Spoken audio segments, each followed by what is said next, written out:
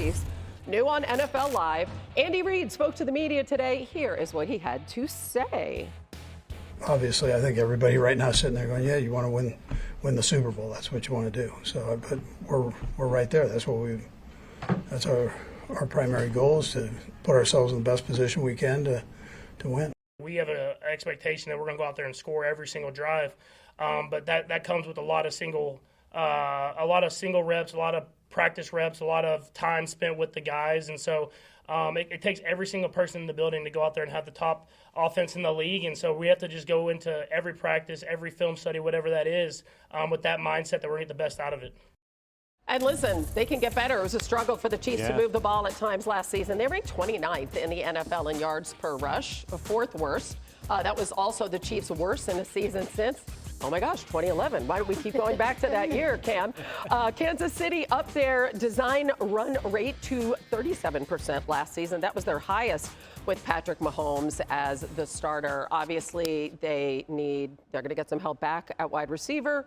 Let's hope that offensive line gets straightened out. Things are looking good there. Why are they able to retool and be in contention every year? When you say retool, we do know the main driving force is Andy Reid, Pat Mahomes. You add in Travis Kelce.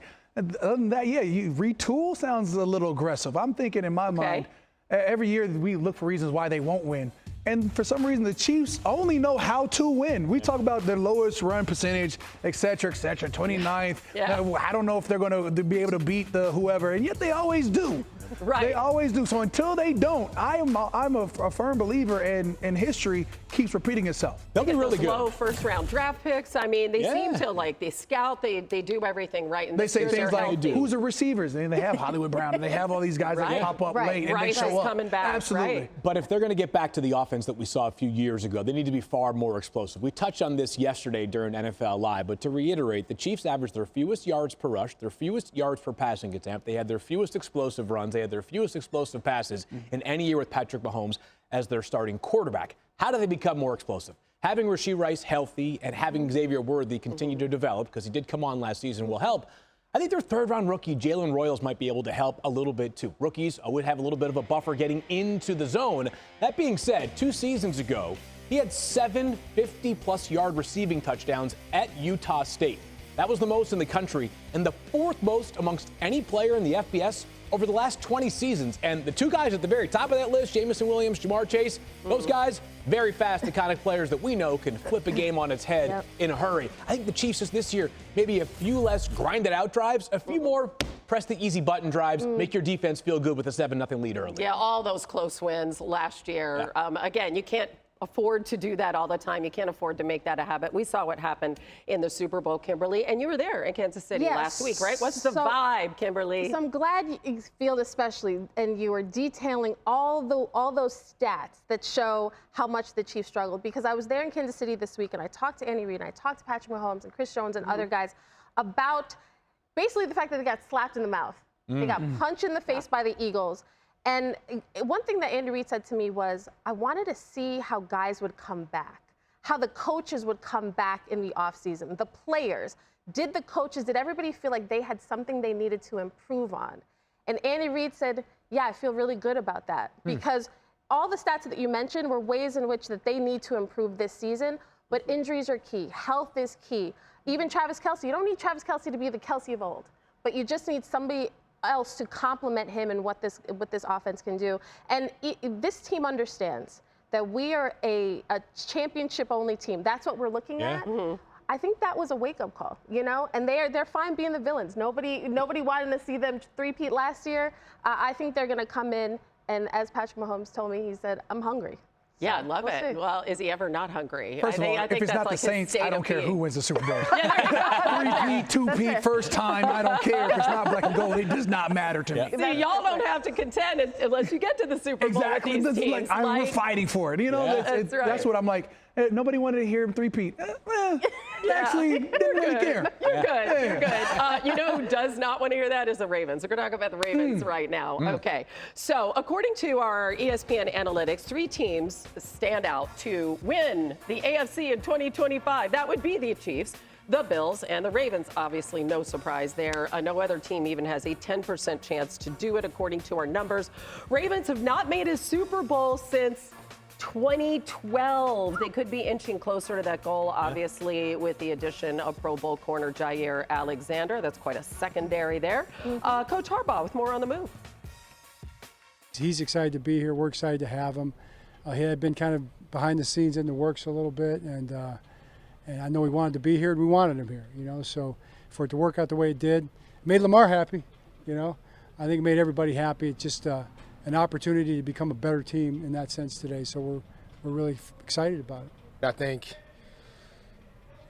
a quote that's never been said and probably will never be said in NFL history is, we got too many corners that can cover. So I think that's a great problem to have, and really excited for that addition. So how do you like this addition? Man, I would say they already had Marlon Humphrey, as you just saw, Kyle Hamilton. You know, you got Roquan Smith. Yeah. And you look at their defense, it's like you can't not name somebody, you know? Exactly. And so they add in Jaire, and you're like, again, all-pro guy. Like, that's what you say is going to help elevate your game. I don't understand, you know, how we go each and every year and say, hey, you know, Baltimore Ravens, they're going to beat the Kansas City Chiefs this year.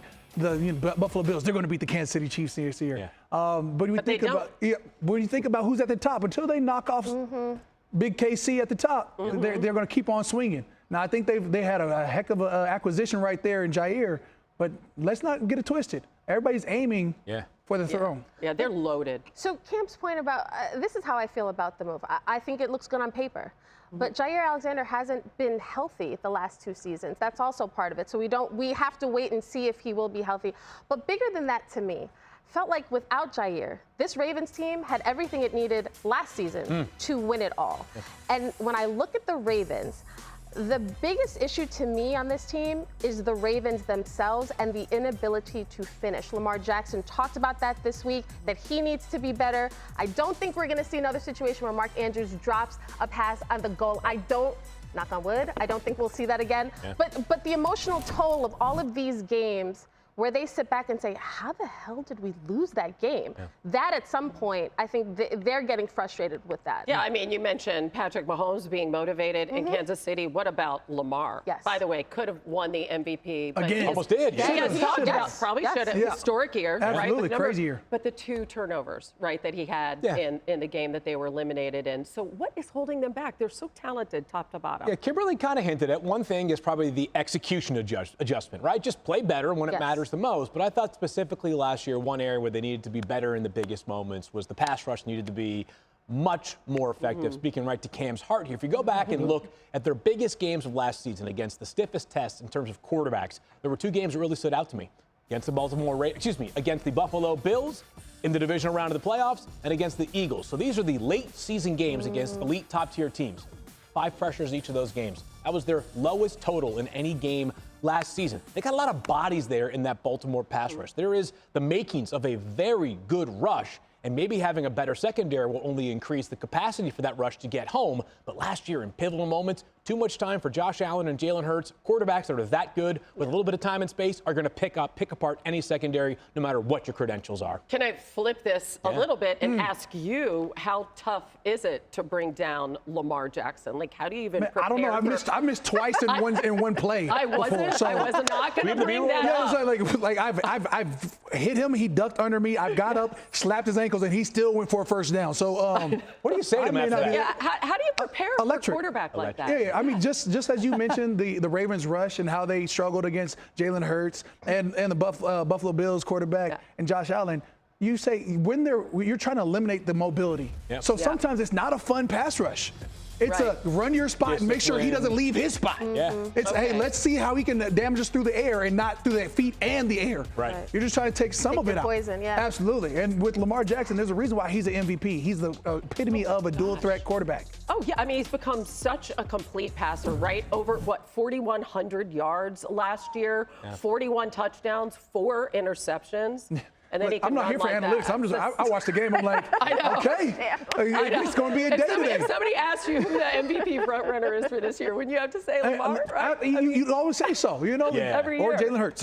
Is he your least favorite quarterback to play against Lamar? He's got to be absolutely up there. Not. Absolutely not. I'd love to play against Lamar because because of the challenge. puts you against a new challenge. Yeah. I'd love to go just rush against the offensive tackle and not have chip help and just go after a quarterback. There you go. Like the quarterbacks of old, the stagnant, standbys. We don't have those anymore. Nope. Everybody's Yeah. athletic. Different day. That's what I'm saying. We're gonna Everybody's get athletic. into We're in that. the era of quarterbacks.